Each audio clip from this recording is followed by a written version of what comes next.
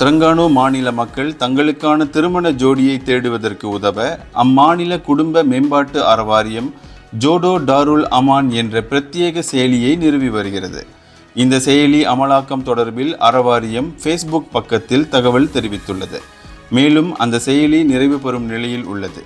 குறிப்பிட்ட தொழில்நுட்ப நிறுவனம் அந்த செயலியை நிறுவி வருகிறது. தெலங்கானா மக்கள் தங்கள் திருமண ஜோடியை தேடிக்கொள்ளலாம். இந்த சேவை முழுக்க இலவசமாக வழங்கப்படுகிறது.